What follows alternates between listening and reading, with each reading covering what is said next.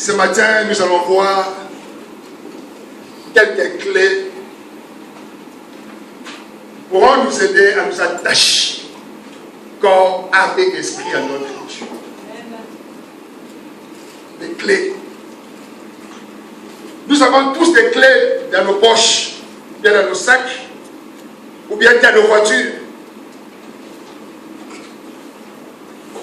La clé nous aide à ouvrir des portes, ou bien à ouvrir des coffres forts, ou à ouvrir des endroits où nous avons caché notre héritage.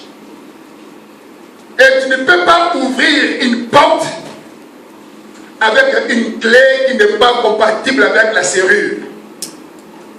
Pour que la porte s'ouvre, il faut que la clé soit compatible avec la serrure. Si tu prends une clé qui n'est pas compatible à la serrure, tu peux beau insister, la porte ne s'ouvrira point. La porte ne s'ouvrira point. Et c'est pareil avec nous les chrétiens. Nous devons avoir la clé. Nous devons avoir des clés qui pourront nous aider à être attachés avec notre Dieu. Des clés compatibles à ouvrir le cœur de Dieu.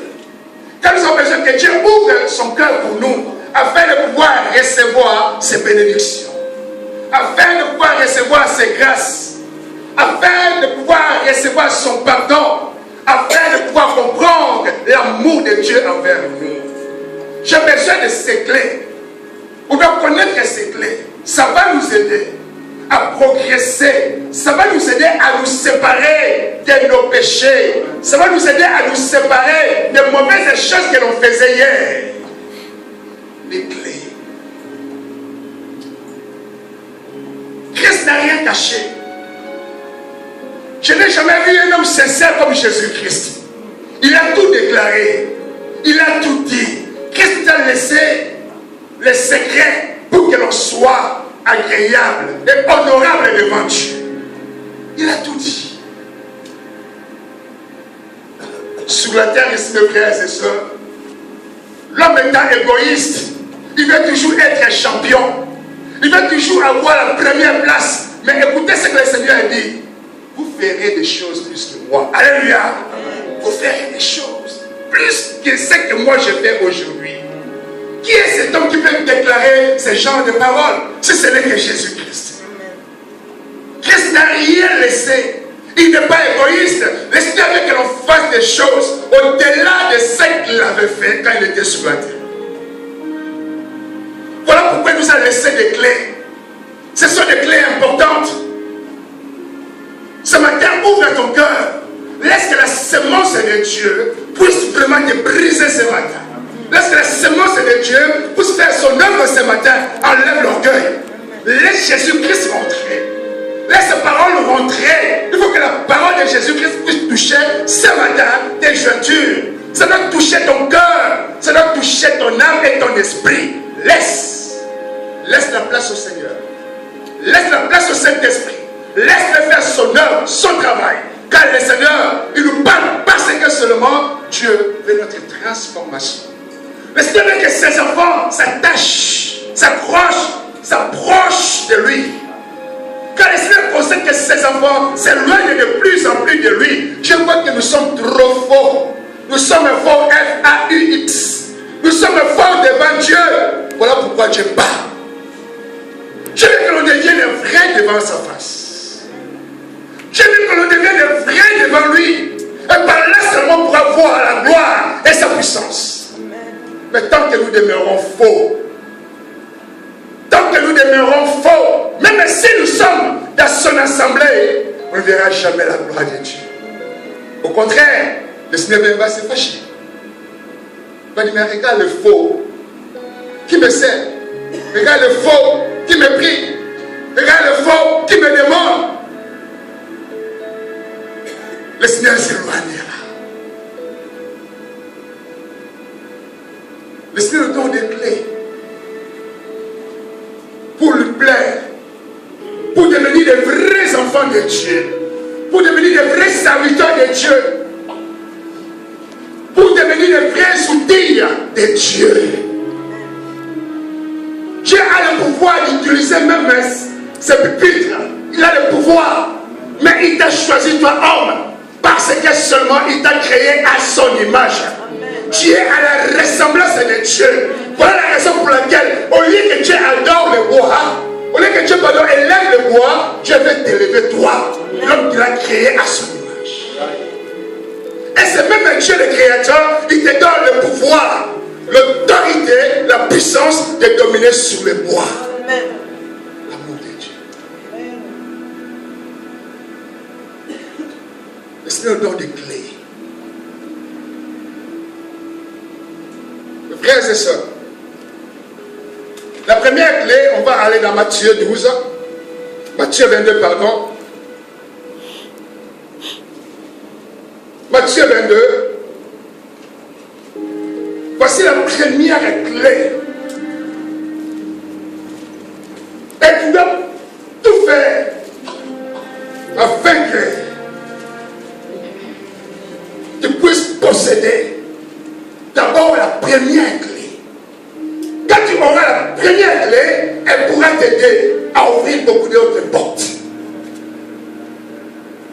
La Bible nous dit ceci. Matthieu 22, je suis au verset 37.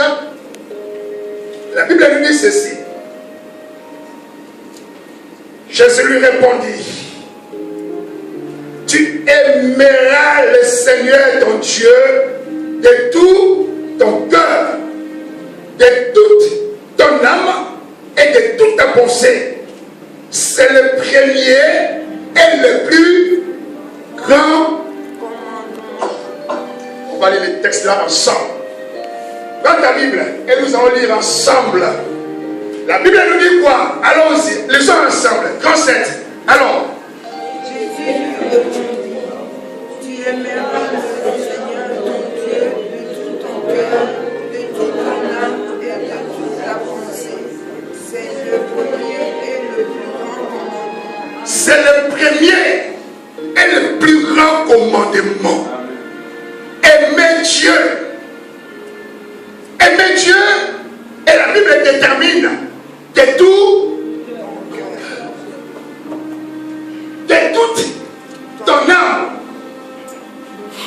de toute ta pensée, ton cœur, ton âme et ta pensée. Mes frères et sœurs, pour aimer quelqu'un, il faut d'abord le rencontrer. On ne peut pas aimer quelqu'un qu'on n'a jamais rencontré. Après la rencontre, ce qui arrive, c'est quoi? On prend maintenant le temps de connaître la personne. On prend le temps d'étudier la personne, son caractère. Ce que la personne est. Ce que la personne déteste.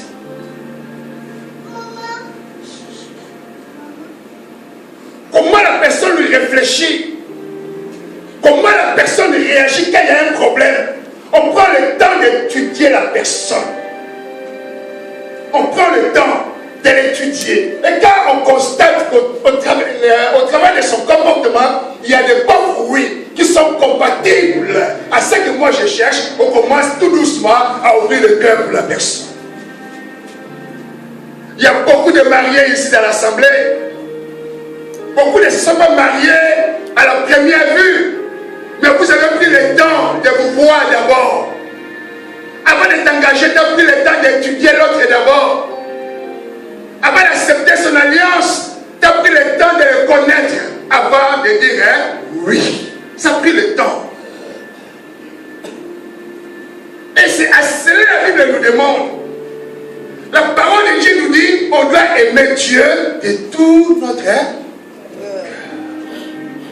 Mais avant d'arriver, de donner tout ton cœur à Dieu, avant de laisser Dieu contrôler toutes tes pensées, avant de laisser Dieu travailler dans ton âme, il faut d'abord que ton cœur le rencontre. Tu dois d'abord rencontrer Dieu. Il y a beaucoup de gens qui viennent à l'église qui n'ont pas encore rencontré Dieu. Ils sont là, mais n'ont pas encore rencontré Dieu. Rencontrer Dieu, ça veut dire quoi? Rencontrer Dieu, ça veut dire connaître Dieu. Connaître ce que Dieu veut de moi. Connaître ce que Dieu attend de moi. C'est là où il rencontre Dieu. J'ai trouvé Dieu. Je vis Dieu. Et comme je l'ai vu, Dieu se manifeste maintenant dans ma vie. Nous sommes appelés à aimer Dieu. Laisse que Dieu puisse contrôler ton cœur, car dans l'amour, il y a la confiance. Alors si tu as confiance à Dieu, laisse Dieu la place de contrôler tes pensées. Laisse Dieu la place de contrôler ton cœur. Laisse Dieu la place de contrôler ta vie. Laisse la place à Dieu. Et donne de tout ton cœur tout ce que tu es à Dieu. Donne tout ce que tu es à Dieu. Et ta préoccupation de tous les jours doit être attachée à ce que Dieu fait de toi. Tu dois chercher tous les jours qui passent. Mais Seigneur, qu'est-ce que tu veux que je fasse aujourd'hui? Seigneur, qu'est-ce que tu attends de moi pour ce jour de dimanche? Seigneur, qu'est-ce que tu veux que je t'apporte aujourd'hui? Seigneur, qu'est-ce que tu veux? Qu'est-ce que tu veux de moi? C'est quand on aime quelqu'un, on cherche toujours à lui plaire. On cherche toujours à faire de bonnes choses pour que la personne soit joyeuse. Est-ce qu'au jour le jour, nous cherchons à plaire à notre Dieu? Est-ce que tous les jours qui passent, nous cherchons à satisfaire le bonté de Dieu? Mais non. Chaque jour qui passe, au contraire, nous faisons des choses qui blessent le cœur de Dieu. Chaque jour qui passe, nous accomplissons des choses qui énervent Dieu. Chaque jour qui passe, nous faisons des choses qui nous éloignent de Dieu. Pourquoi? C'est pas parce que dans notre cœur, nous n'avons pas encore atteint le niveau d'aimer Dieu. Il faut aimer Dieu. Tu as des amis que tu aimes plus que Dieu. Ces amis ont la première place. Tu écoutes plus ces amis que Dieu. Je peux te dire, ça tu ne peux pas le faire. Mais si cet ami-là te dit, tu dois le faire. Il y a Dieu, laisse-moi. Moi, est-ce que moi je te vois d'abord Dieu pour que tu te... Tu préfères écouter ton ami dont tu donnes la place de Dieu. Cet ami est devenu Dieu pour toi. Et tu mets Dieu à la deuxième place. Mais non. Mais non. Mais non. Si tu aimes Dieu, tu dois lui faire confiance. Pourquoi il y a les doutes aujourd'hui? Nous doutons seulement parce que nous n'aimons pas Dieu. Parce que seulement on ne lui fait pas confiance. Si on faisait confiance à Dieu, on n'allait jamais marcher dans les doutes. Jamais. Jamais. Quel que soit le temps que l'événement allait prendre, on allait avoir l'assurance qu'un jour, mon Dieu, ça glorifiera. Mais si nous doutons aujourd'hui, si je marche encore dans les doutes aujourd'hui, c'est seulement parce que je n'ai pas encore atteint le niveau d'aimer Dieu. De lui faire confiance, car en amour, il y a la confiance. S'il n'y a pas la confiance, c'est un amour détruit. C'est un amour de soupçon. C'est un amour d'éloignement, de séparation. Et la Bible précise, c'est le premier commandé. C'est le premier commandement, aimer Dieu, mes frères et sœurs. Voilà la première clé. Nous sommes invités à aimer Dieu. Dites à ton cœur, aime Dieu. Mon cœur aime Dieu. Mon âme aime Dieu. Mon esprit aime Dieu. Attache-toi à Dieu. Mon cœur ne t'éloigne plus de Dieu, mais attache-toi à Dieu. Attache-toi à Dieu.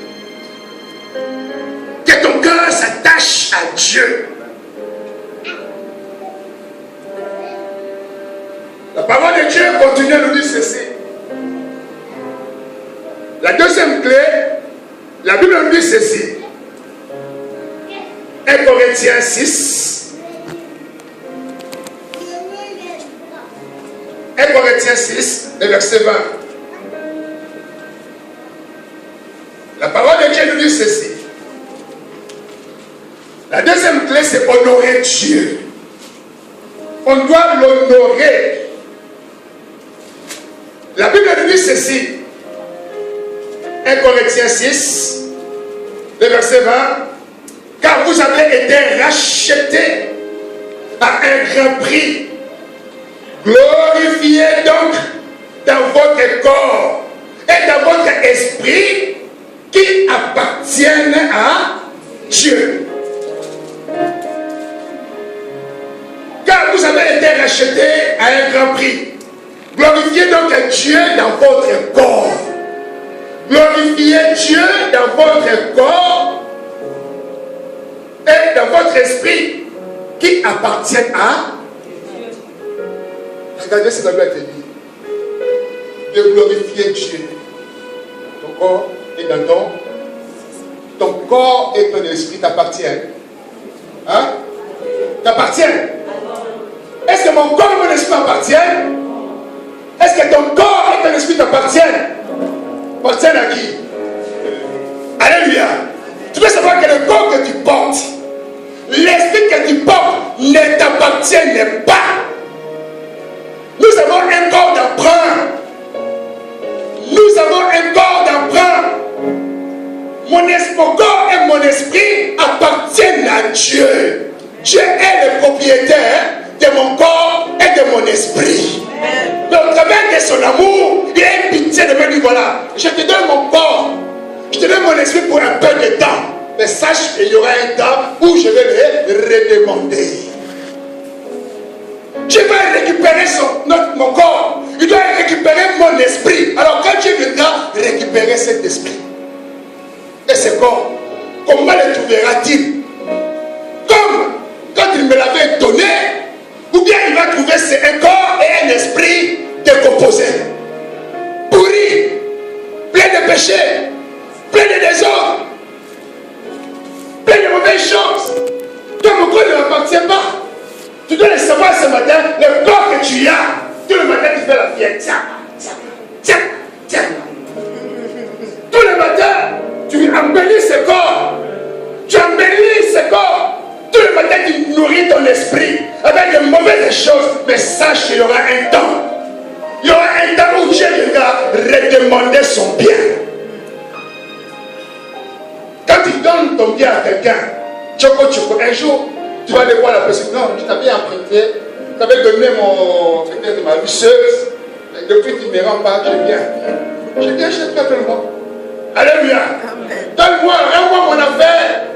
Rends-moi mon bien. C'est normal que tu demandes parce que ça t'appartient.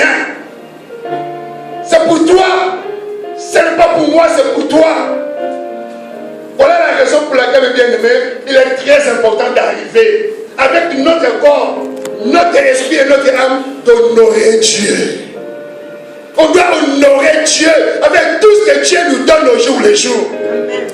Avec tout ce que Dieu te donne, tu dois l'honorer. Car ce n'est pas par ta force, ni par tes capacités, que tu es aujourd'hui devenu la personne que tu es. Ce n'est pas par ta force. Tu dois honorer Dieu. Dieu attend ton honneur. Dieu veut que tu dises, Seigneur, il n'y a pas de Dieu comme toi. Dieu veut que tu dises, Seigneur, voilà. Ce matin, tu m'as réveillé. Je viens devant toi, Seigneur. Dis, Seigneur, oh Dieu, merci. Merci quand tu m'as réveillé. Il y a certaines sœurs ici dans l'assemblée. Il y a certains frères ici dans l'église. Ils n'ont même pas prié ce matin avant de quitter leur lit. Malheureusement, il y en a ici. Beaucoup. Vous savez, les chiens, quand ils se réveillent, un chien, quand il se réveille, ce qu'il fait en premier, c'est quoi?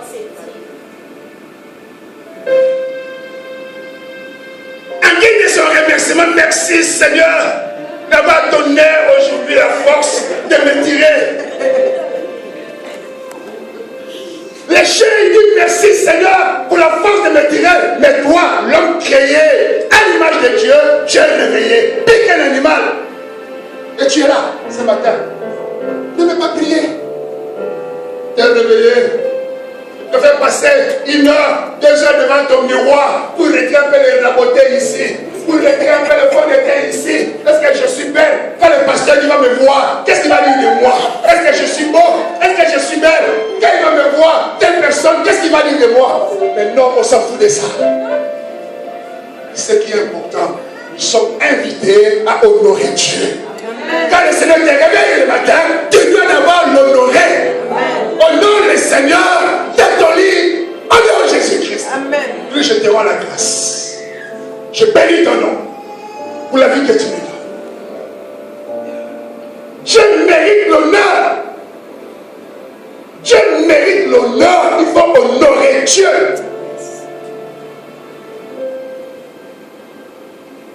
Tu es prêt à honorer un homme pour qu'il puisse te donner 100 euros. Au lieu d'aller directement, donne-moi 100 euros. Puis avance-moi 100 euros. Non. On va dire, ah, toi tu es bon. Toi là-même, si je ne t'avais pas sur la tête, je ne sais pas qu'est-ce que je serais devenu aujourd'hui. Après ça, tu peux me donner 100 euros.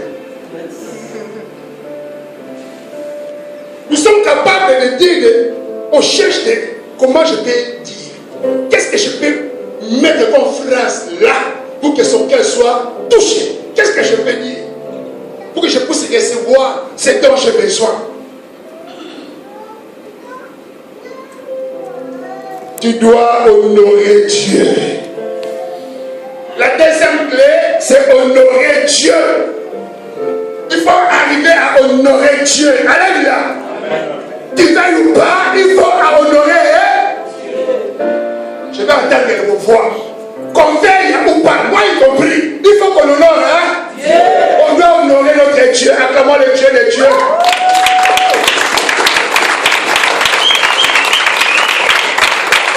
Alléluia. Arrêtez de passer le temps à la télévision. Vous passez des heures et des heures à sapin. Vos télécommandes, il n'y a plus de chiffres. Mais tu connais bien les numéros. Si je touche là, c'est le 8. Si j'appuie là, c'est le 7. Il n'y a pas de chiffres, ça ne se voit plus. Mais tu sais très bien, c'est là. Dans ta mémoire, mais tu n'as même pas un verset de lui dans ton cœur. Mais tu sais lire les numéros de ta télécommande. Honore Dieu. Alléluia. Et autre point, troisième clé, je vais mettre les deux ensemble, l'obéissance à Dieu et la crainte de Dieu. Alléluia. Genèse 12.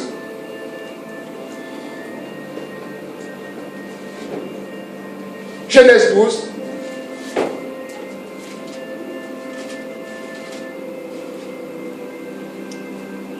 On va lire le verset 1, le verset 4. Et on va tourner, on va aller à Genèse 13, on va lire le verset 14 à 17.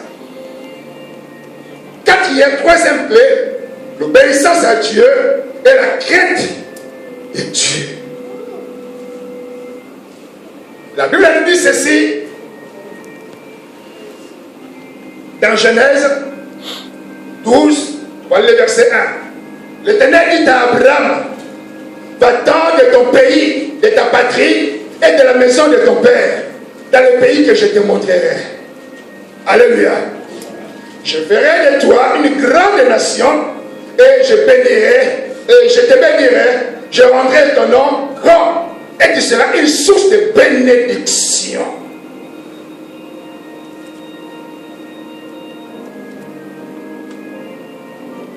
Alors, le verset 4 dit ceci.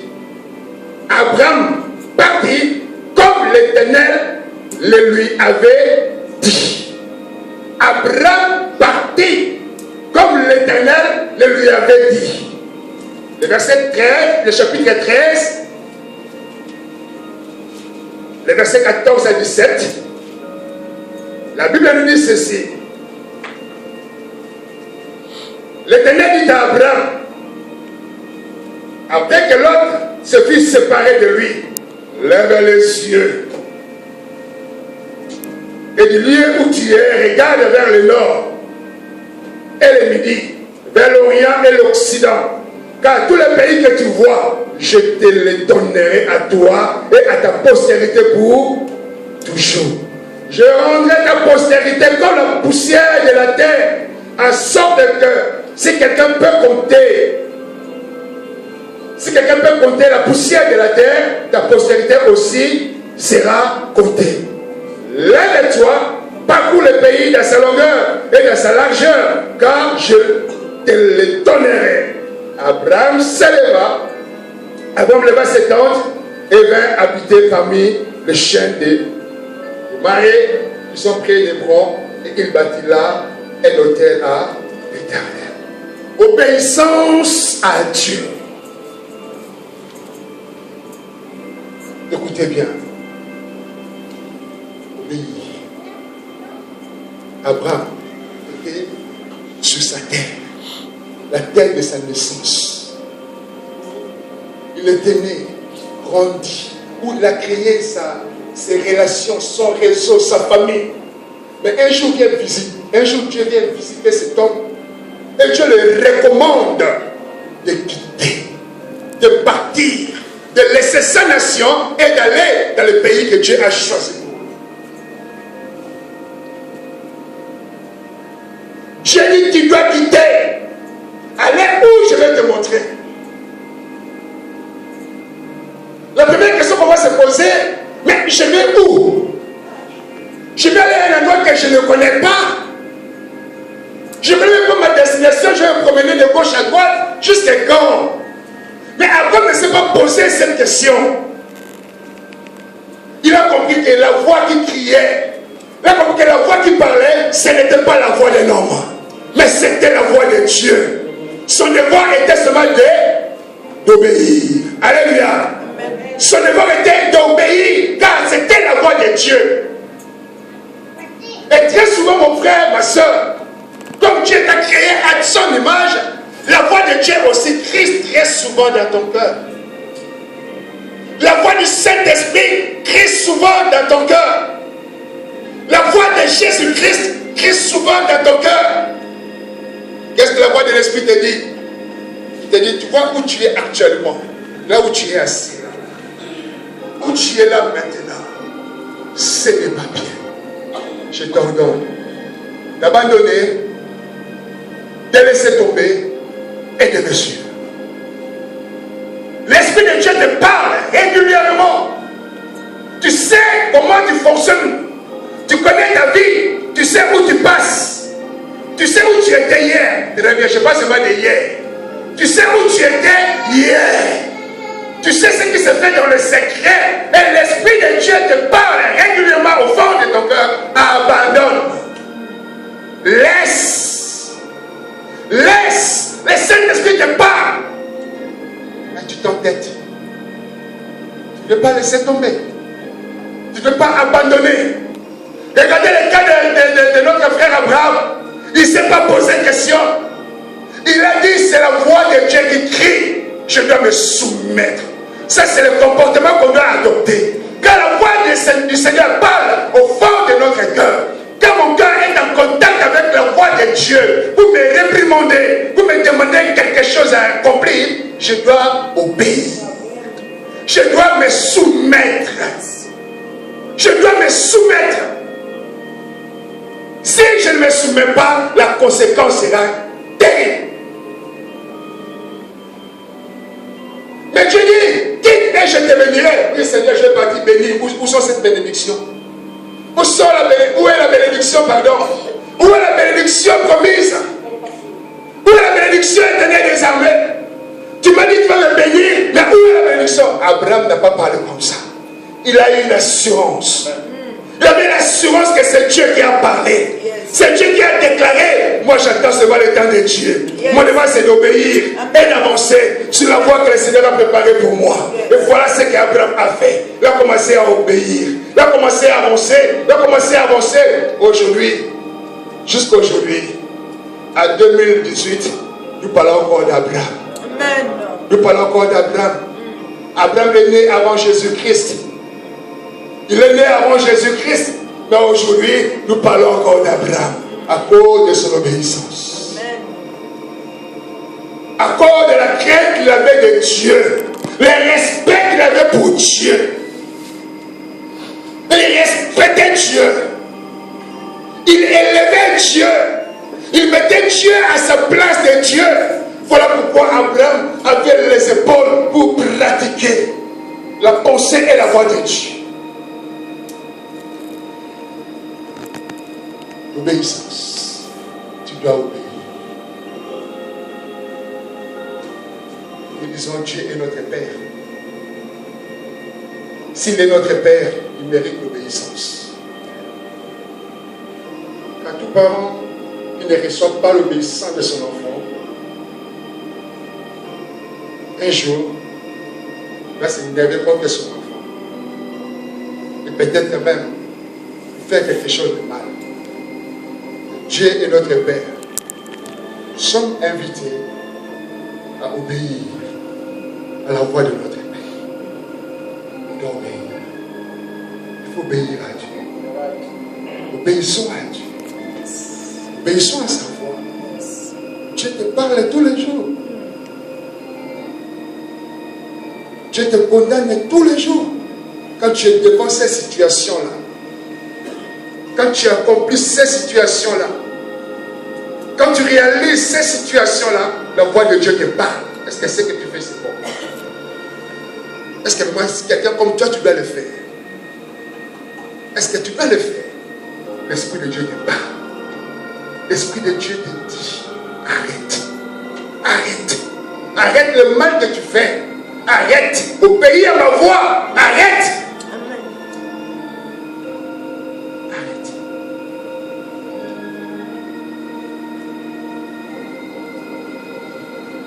Arrête. Il faut arrêter.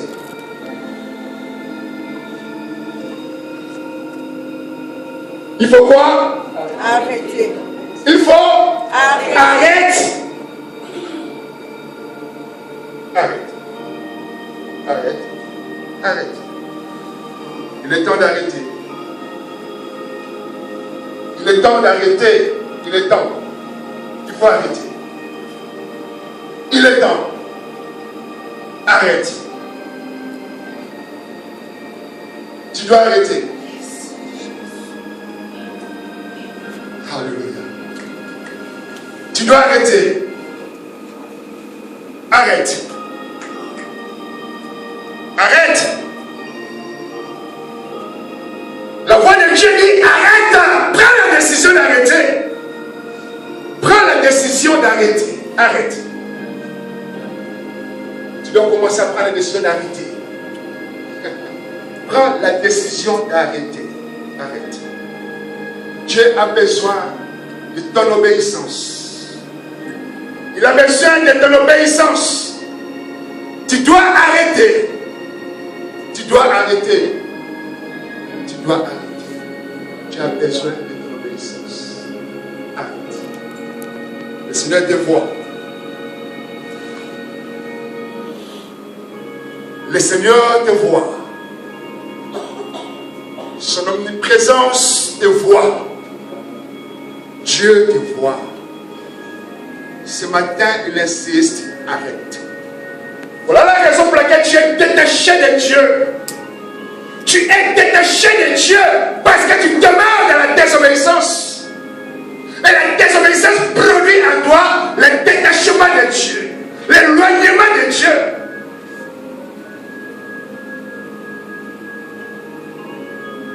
La décision d'arrêter et définitivement pour honorer Dieu, pour la gloire de Dieu, pour sa gloire. Il faut arrêter.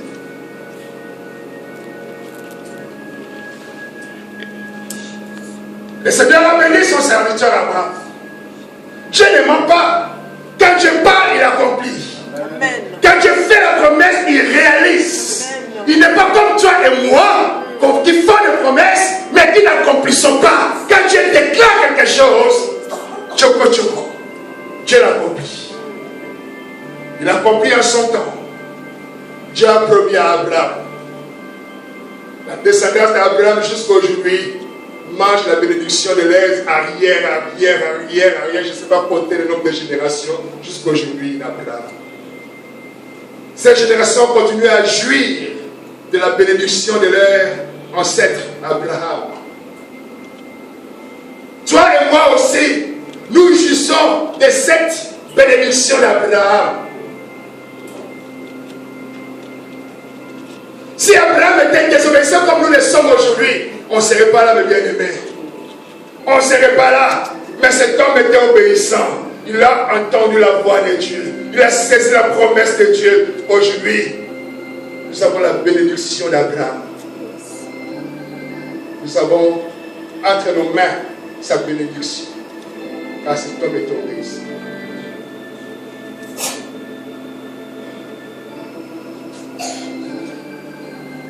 La parole de Dieu nous dit ceci. Cinquième clé.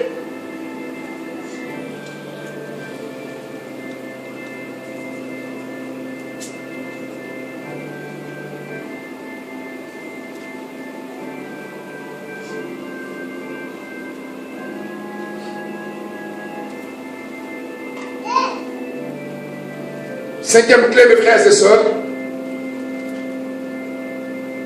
La Bible nous dit ceci. Psaume 119, verset 11. La Bible dit ceci. Psaume 119, le verset 11. La parole de Dieu nous dit, la cinquième clé, c'est il est important pour toi et moi de méditer, de lire la parole de Dieu. Lire la parole de Dieu. La Bible nous dit ceci dans Psaume 119, le verset 11. Je serre ta parole dans mon cœur afin de ne pas pécher contre toi. Alléluia. Je serre ta parole dans mon cœur. Je mets ta parole dans mon cœur. J'écris ta parole dans mon cœur. Je laisse habiter ta parole dans mon cœur. J'ouvre mon cœur pour que ta parole trouve la place et que s'établisse afin de ne pas pécher contre elle.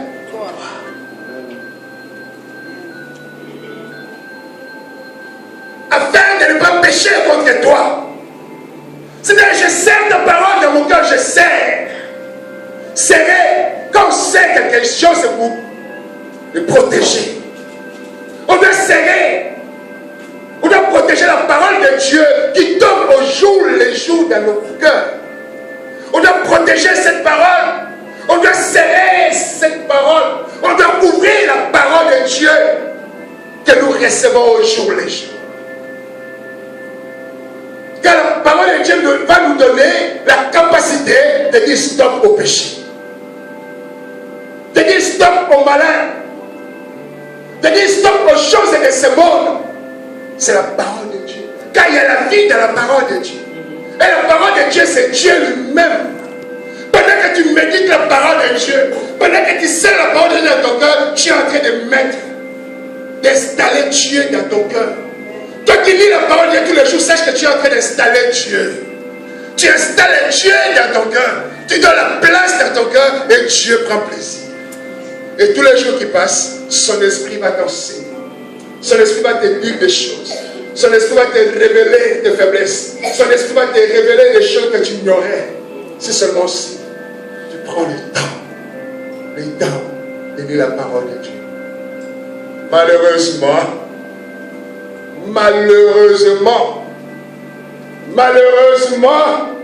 les gens n'ont pas le temps de lire les Écritures. Les gens n'ont pas le temps de lire la Bible. On n'a pas le temps. On n'a pas le temps. Mais je rigole beaucoup quand je vois dans chaque GSM, il y a quand même quelque part on voit la Bible. Les gens ont installé la Bible dans leur GSM. Quand tu travailles, tu n'as pas le temps de pause. Alléluia. Tu n'as pas la pause. Tu commences le boulot de 7 h et tu termines à 16 h. Tu fais tes 8 h comme ça, sans pause. Nous avons, je travaille aussi, je vous parle parce que je travaille aussi, je travaille par le pasteur, tu ne connais rien comme ça, je travaille aussi. J'ai aussi une pause chez mon patron. J'ai une pause. Mais pendant ta pause de 30 minutes, d'une heure, qu'est-ce que tu fais de cela? Est-ce que tu prends le temps de lire la Bible puisque tu dis que tu n'as pas le temps? Mais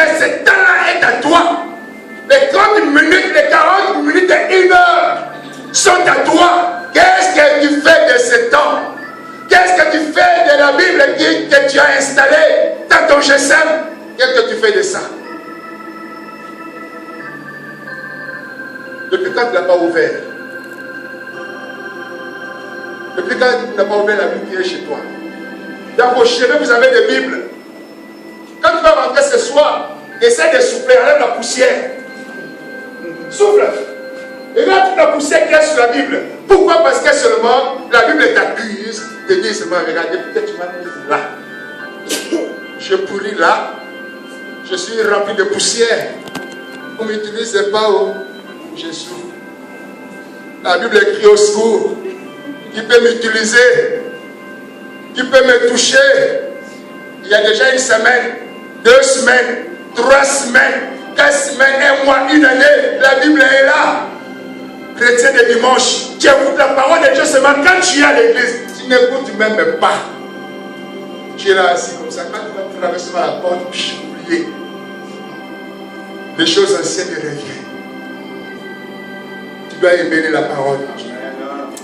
Tu dois aimer la parole de Dieu. Qu'elle devienne ta nourriture. Qu'elle devienne ta nourriture. Il faut consacrer le temps aussi à la prière. Il faut prier.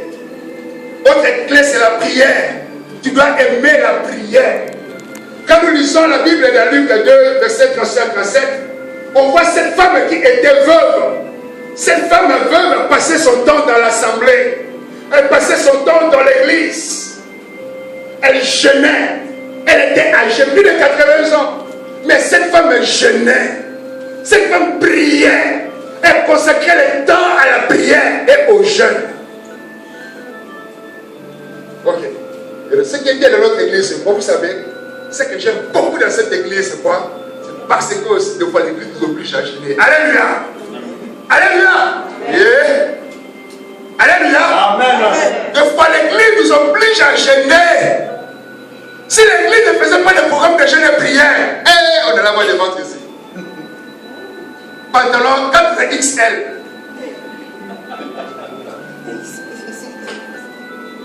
Chemise 8XL. On n'a pas le temps de jeûner.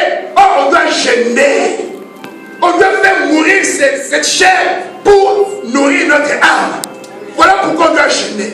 On jeûne pour faire mourir la chair, le corps, et nourrir notre esprit. On doit jeûner, mes frères et sœurs. On doit prier. J'ai déjà parlé de ça tout à l'heure, on ne va pas tourner encore, on ne va pas retourner là. Il faut aimer la prière. La prière est très importante. Amen. Et il y a un autre point, mes frères et sœurs. On doit suivre que Jésus seul. Alléluia. Autre clé, c'est suivre Jésus seul. Seul Jésus-Christ. On va lire Jean 8. Et bientôt on va terminer, on va prier. Jean 8, verset 12. Jean 8, la Bible dit ceci. Le verset 12.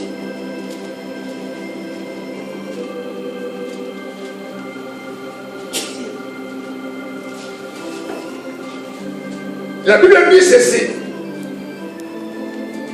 Jésus leur parla de nouveau et dit, je suis la lumière du monde. Celui qui me suit ne marchera pas dans les ténèbres, mais il aura une lumière de la vie. Je suis, ça c'est le roi des rois qui parle lui-même, et je suis la lumière du monde. Celui qui me suit, Jésus-Christ, celui qui suit mes pas, celui qui suit mes préceptes, celui qui suit mes commandements, celui qui suit ce que je dis, ne marchera pas dans les ténèbres, mais il aura la lumière de la vie. Mes frères et sœurs, quand nous regardons beaucoup de chrétiens aujourd'hui, les chrétiens remplissent certaines églises et les églises, et si tu es là, c'est malheur à toi. Les gens qui viennent à l'église non pas pour suivre Jésus-Christ, mais pour suivre les pasteurs. Pour suivre les pasteurs.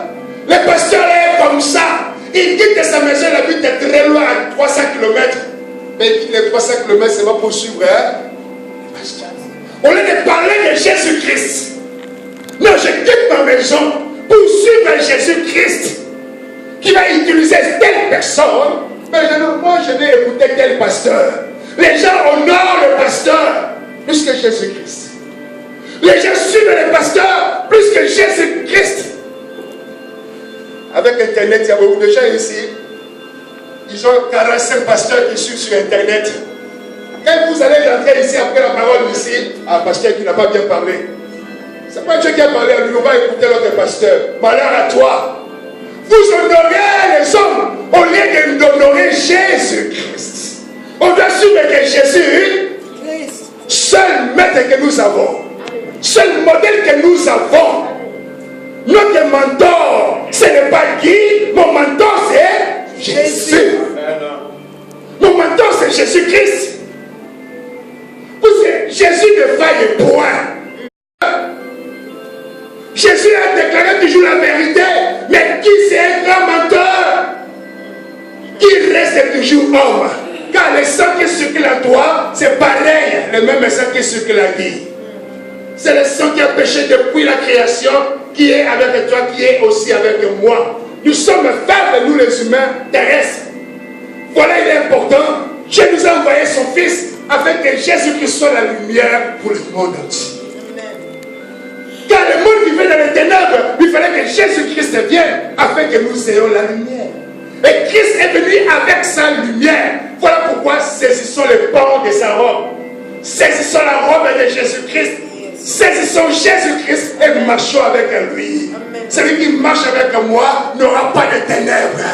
N'aura pas de ténèbres autour. Car Jésus, la lumière vient devant. Et toi qui es derrière Jésus-Christ, Jésus avance et il éclaire. Et toi qui ne fais pas derrière Jésus-Christ, tu es derrière. Et c'est comme ça, pas à pas, tu vas avancer avec Jésus-Christ. Mais si tu te loin de Jésus-Christ, les ténèbres vont venir t'environner. Les ténèbres vont t'environner et tu vas mourir. Et tu vas mourir. Notre mentor, notre modèle, notre exemple, ce n'est pas un homme, mais c'est Jésus-Christ. Arrête d'honorer le pasteur. Arrête d'honorer le prophète. Arrête. Arrête. Arrête. Honore Jésus-Christ. Honore Jésus-Christ. Honore Jésus-Christ. Si tu es séduit aujourd'hui, c'est seulement parce que tu n'as pas le temps de sonder les Écritures chez toi. Tu n'as pas le temps de lire la Bible. Tu fais vous raconter n'importe quoi.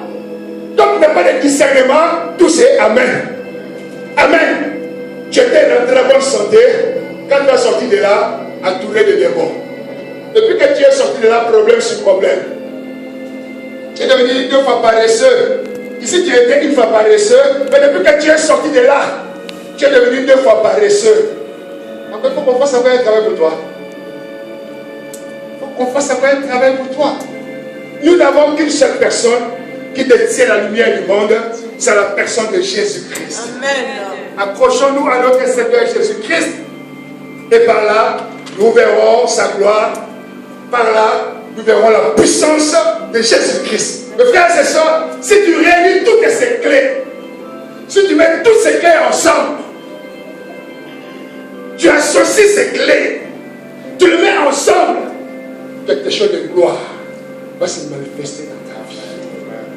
1 Corinthiens 3, verset 16. 1 Corinthiens 3, verset 16. Qu'est-ce que la Bible nous dit?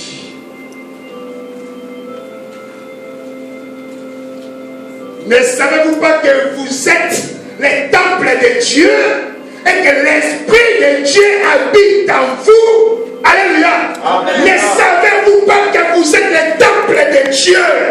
Dieu ne peut pas habiter dans une maison fabriquée par la main de l'homme. Mais Dieu habite dans sa propre maison qui est notre cœur. Dieu habite là. Tu es un temple où Dieu s'établit. Où Dieu habite. Dieu habite ton cœur. Dieu habite ton cœur. Dieu veut habiter ton cœur. Sois conscient. Sois conscient que Dieu habite ton cœur. Sois conscient. Peut-être tu es inconscient que Dieu n'habite pas ton cœur. Mais je te rassure ce matin, Dieu habite ton cœur. Dieu vit dans ton cœur. Car tu es un temple pour lui. Et qu'est-ce que signifie Dieu habite en toi? Tu t'imagines le créateur de ce monde, les tout-puissants, le Dieu de Dieu, lui qui fait trembler Satan, lui qui guérit des maladies incurables, lui qui a un mot à dire sur ta vie. Lui, avant même que tu sois dans le ventre de ta mère, te connaissait déjà. Avant que tu arrives ici à Charleroi, le Seigneur savait que tu serais ici. Et c'est ce Dieu-là qui habite là dans ton cœur. Par la puissance de son esprit. Alléluia. Amen. Par la puissance du Saint-Esprit, Dieu habite là dans ton cœur. Dieu habite ton cœur par la puissance de son esprit. Donc le Saint-Esprit de Dieu a trouvé la place dans ton cœur. Et il a fait ton cœur son habitation. Sois conscient. Sois conscient. Il y a ceux qui sont conscients et il y a ceux qui sont inconscients. Les conscients, ce sont ceux qui ont compris une chose. Pour activer cette lumière, qu'est-ce qu'il faut?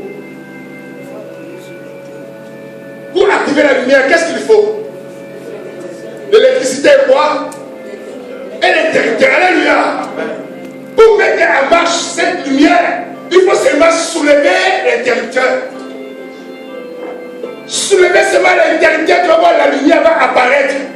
Et si tu veux éteindre la lumière, rappelle seulement l'interrupteur et la pièce ici va devenir sombre. Ceux qui ont compris, ce sont des frères, ce sont des sœurs qui sont parvenus à comprendre. Pour allumer l'interrupteur de leur foi, il est très important de mettre sa foi en pratique. Car la foi déclenche la lumière de Dieu. Car la foi, c'est une assurance ferme des choses qu'on ne voit pas avec nos yeux. C'est ça la foi. C'est ça la foi. Pour que la lumière de Dieu s'illumine dans ta vie, tu dois croire. Tu dois développer la foi. Tu dois développer ta relation avec Dieu. Par là, tu verras la gloire et la puissance de Dieu. Sans la foi, il est impossible de plaire à Dieu. Mais ce Dieu-là habite en toi par la puissance de son esprit. Le Saint-Esprit est là. Sois conscient, mon frère. Sois conscient que tu ne marches pas seul. Voilà Jésus-Christ par son nom dit, je serai avec toi jusqu'à la fin du monde. Alléluia. Quand j'ai lu ce verset-là, quand j'ai lu ça, oh, lève-le-toi s'il vous plaît.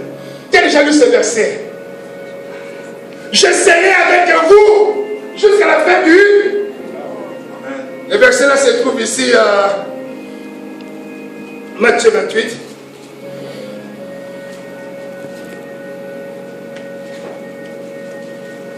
La Bible dit ceci. Le Seigneur nous dit ceci. Matthieu 28, verset 20. Et enseignez-leur à observer tout ce que je vous ai prescrit. Et voici, je suis avec vous tous les jours jusqu'à la fin du monde. Tu t'imagines? C'est Dieu-là qui habite dans ton cœur par la puissance de son esprit. Le Seigneur qui est venu trouver la place dans ton cœur, qui a construit sa maison dans ton cœur, il te dit encore, il est avec toi, maintenant, demain, après-demain, jusqu'à ce que tu vas mourir. Amen. Tous les jours, le Saint-Esprit est avec toi. Le Saint-Esprit est avec toi. Christ est avec toi tous les jours. Pendant que toi tu penses que Dieu t'a laissé, pendant que tu penses que Dieu t'a abandonné, la parole de Dieu te rassure ce matin, il dit non, ne te trompe pas. Alléluia. Dieu est là. Alléluia. Amen. Dieu ne t'a pas laissé. Il est là avec toi. Il marche avec toi. Il va marcher avec toi maintenant, demain, jusqu'à la fin de ton séjour sur la terre. Dieu ne t'a pas laissé. Nous, on peut bien laisser Dieu, mais Dieu ne te laisse pas. Amen. Dieu ne te laisse pas. Fais confiance à l'Éternel. Mets ta ta foi en action. Mets ta foi en œuvre. Allume l'interrupteur. Active l'interrupteur qui est ta foi. Que Dieu est là avec moi. Que je ne marche jamais seul. Jamais seul. Dieu ne peut pas te laisser. Dieu ne peut pas t'abandonner. Ce que Dieu veut de nous, c'est que l'on se détache. Détache-toi du monde. C'est pas à toi de ce monde. C'est pas à toi du péché. C'est pas à toi de toutes ces choses. C'est pas à toi. C'est pas à toi. Et cherche à acquérir toutes ces clés. Et là seulement, Dieu viendra maintenant s'établir. Va habiter dans ton cœur. Et tu pourras vivre la gloire et la puissance de Dieu. Acclamons le Seigneur, nous allons prier.